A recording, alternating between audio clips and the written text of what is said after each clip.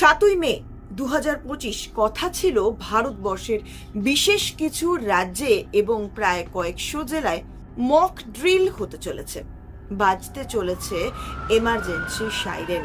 কিন্তু সেই সাইরেন ভারতবর্ষে না বেজে বেজে উঠল কোথায়? 7ই মে 2025 এই সালেরই রাত 1:40 পাকিস্তানের নটি জায়গায় ভারতবর্ষ থেকে মিসাইল উড়ে গেল পাকিস্তানের বিশেষ কিছু জঙ্গি ঘাঁটিতে। কোন জঙ্গি ঘাঁটি? কাশ্মীরে হিন্দুদের ওপরে যে আক্রমণ করা হয়েছিল এবং তাদের যে মাথারা ছিল পাকিস্তানে বসে, সেই বিশেষ বিশেষ জঙ্গি ঘাঁটিতে অ্যাটাক করলো ভারতীয় মিসাইল এবং খুব নিপুণভাবে এই কাজটি শেষও করে। ইন্ডিয়ান আর্মি টুইটার অর্থাৎ এক্স হ্যান্ডেলে পোস্ট করলো, জাস্টিস ইজ সার্ভড, নাম দেওয়া হলো অপারেশন সিন্দুর। ভারতবর্ষের আর্মি ঠিক এমন নিপুণভাবে মিসাইল অ্যাটাক করেছে যে পাকিস্তানের কোনো আর্মি টেরও পায়নি। ঠিক কিভাবে কখন এতগুলো মিসাইল একসঙ্গে নটি জায়গায় পড়লো এবং প্রায় অনেক জঙ্গিদের প্রাণ কেড়ে নিল, অনেকে আহত হয়েছেন, সে তো একটা দিক। এবং তার থেকে ইম্পর্টেন্ট যে কথাটা, সেটা হলো কি সুন্দরভাবে একটা অপারেশনের নাম দেওয়া হলো, অপারেশন সিঁদুর। আপনাদের মনে আছে হয়তো, কাশ্মীরে যখন জঙ্গিরা ভারতীয়দের ওপর আক্রমণ করেছিল, তারা ভারতীয় মহিলাদের ছেড়ে দিয়ে শুধু পুরুষদের হত্যা করেছিল।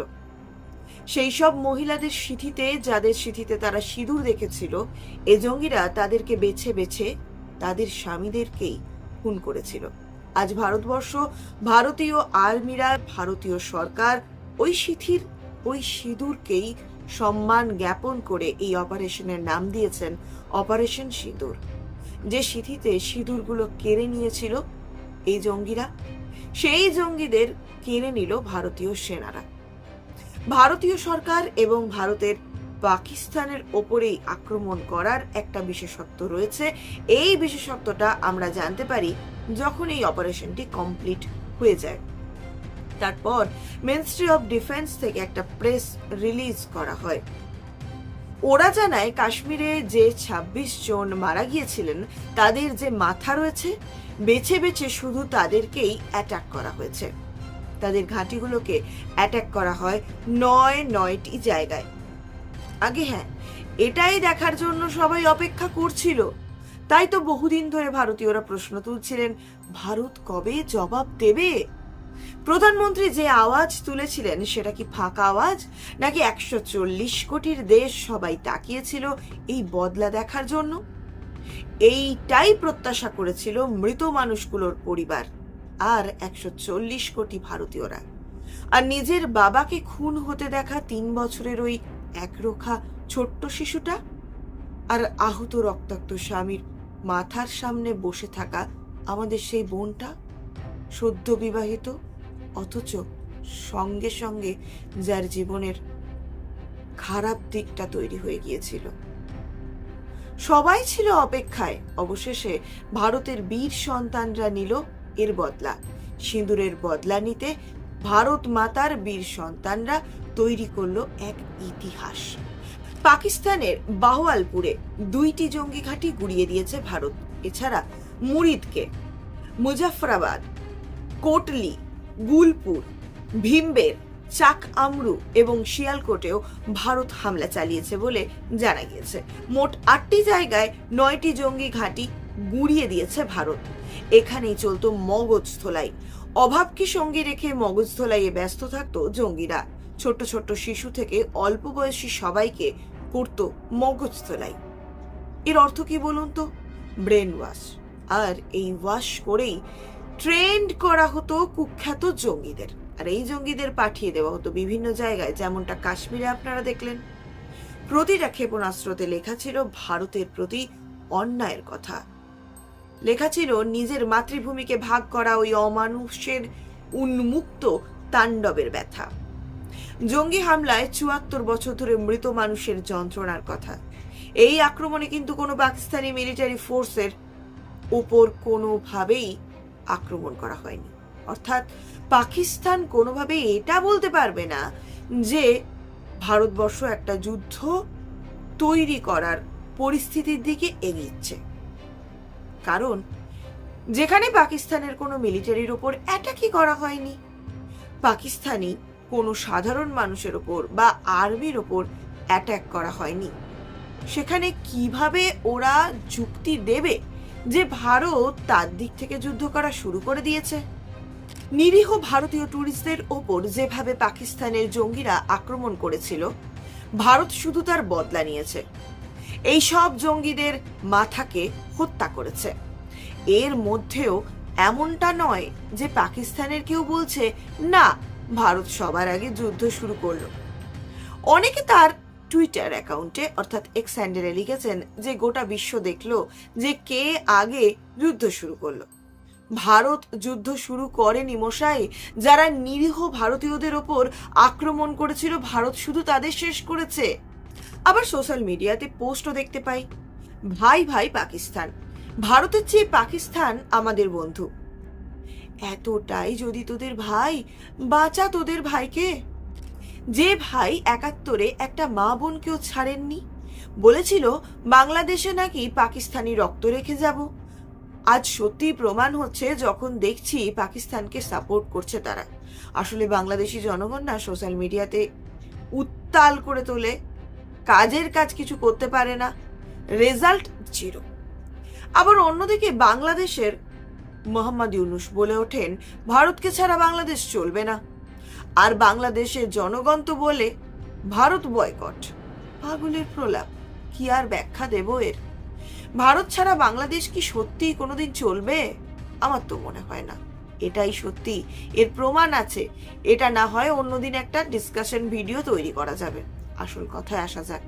এই যুদ্ধ পরিস্থিতির পরে ট্রাম্পকে যখন প্রশ্ন করা হয় এই ঘটনা সম্পর্কে কিছু বলতে, ট্রাম্প একেবারে নিউট্রাল একটা পজিশন নিয়ে কথা বললেন আমি আশা করব যত তাড়াতাড়ি সম্ভব এই সমস্যাটা বন্ধ হয়ে যাক। পাকিস্তান কোথাও ভেবেছিল বাংলাদেশ, চায়না, তুর্কি এদের মতন আমেরিকা, ট্রাম্পও এদের পাশেই দাঁড়াবে, কিন্তু আপনারা দেখলেন সেগুলো কিন্তু বালি। আমেরিকা সরাসরি ভারতের পাশে থাকবে না তা কম বেশি নিশ্চিতই ছিল, এবং এই নিউট্রাল পজিশনটাই সবচেয়ে বেশি ফেভার করবে ভারতকে। শাহবাজ শরীফ তিনি এক্সে লিখেছেন ভারতীয় আর্মিরা নাকি 5টা জায়গায় আক্রমণ করেছে, যখন ভারতীয় সেনা তারা অফিসিয়ালি জানিয়ে দিচ্ছে তারা 9টি জায়গায় আক্রমণ করেছেন। এবং আপনারা ইতিমধ্যে হয়তো প্রেস কনফারেন্সটা দেখেও ফেলেছেন, এবং গোটা বিশ্ব যখন দেখছে 9টি জায়গায় অ্যাটাক করা হলো, তখন মুখ বাঁচাতে তাদের বলতে হচ্ছে ওদের মাত্র 5টা জায়গায় অ্যাটাক করা হয়েছে। এবং এখানে একটি ভালো স্ট্র্যাটেজি পাকিস্তান নেওয়ার চেষ্টা করছে। ওরা কি প্রমাণ করতে চাইছে বলুন তো? ওরা প্রমাণ করার চেষ্টা করছে আমাদের কত নিরীহ সিভিলিয়ানদের উপর অ্যাটাক হয়েছে। দেখুন, এই পাকিস্তানিরা কতদিন তাদের জঙ্গিদের নিরীহ নিষ্পাপ সিভিলিয়ান বলে চালিয়ে আসবে বলুন তো? এইবার সময় হয়েছে না এটা জবাব দেওয়ার। রাত 2টোর সময় বা রাত 1:30টার সময় যদি ভারতীয় মিসাইল কোনো জঙ্গি ঘাঁটির ওপর অ্যাটাক করে এবং সেখানে যদি নিরীহ সিভিলিয়ান থাকে রাত 2টোর সময়, তাহলে ভারতের কিছুর বলার থাকে কি? না, থাকে না। তবে এটার পরে যে পাকিস্তান চুপ করে বসে থাকবে তা কিন্তু নয়। এখন রিপোর্ট একটা পাওয়া যাচ্ছে যে ওরা কাশ্মীর বর্ডারে এসে ফায়ারিং নাকি স্টার্ট করেছে, এবং এটা নাকি হতেও থাকবে। ওরা পাকিস্তান, ওরা যে একদম চুপ করে বসে থাকবে তা কখনোই নয়। এটা ভাবার কোনো কারণই নেই। ওরা রিটালিয়েট করতে পারে, এবং তার জন্য গোটা ভারতবর্ষ ইন্টারন্যাশনাল বর্ডার জুড়ে আগে থেকেই প্রস্তুতি নেওয়া আছে। আস্তে আস্তে আমরা বুঝতে পারবো এখানে চায়না কিভাবে পাকিস্তানকে সাহায্য করতে আসে, কিংবা বাংলাদেশ আদৌ কি পাকিস্তানকে সাপোর্ট করতে আসছে নাকি। একটা জিনিস দেখতে হবে, ডেফিনিটলি যেটা বলা যায় এটা কিন্তু শেষ নয়। পাকিস্তান সব রকম চেষ্টা করবে। ভারতকে অত্যন্ত সজাগ থাকতে হবে যাতে পাকিস্তানের সব রকম চেষ্টাকে বিফল করা যায়, যেন মাটিতে মিশিয়ে দেওয়া যায়। এই লড়াইটা আর 10টা লড়াইয়ের মতন কিন্তু সাধারণ লড়াই নয়। গোটা দেশ লড়ছে। যখন গোটা সেনা লড়ছে, গোটা দেশের জওয়ানরা লড়ছে, সাধারণ মানুষও রাত জাগছে।